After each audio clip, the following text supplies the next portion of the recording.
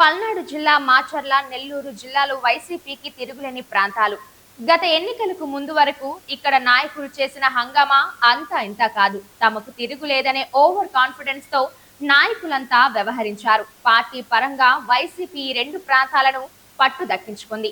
దీనికి తోడు మాచర్లలో పిన్నెల్లి రామకృష్ణారెడ్డి సుదీర్ఘ కాలంగా తిరుగులేని నాయకుడిగా ఉన్నారు.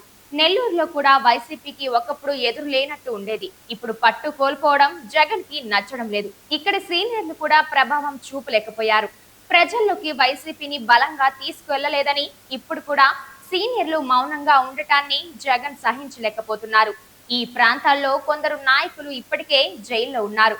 కొందరుపై కేసులు ఉన్నాయి. ఈ పరిస్థితిని జగన్ సమీక్షించి పలువురు నాయకులపై సీరియస్ అయినట్లు తెలుస్తోంది.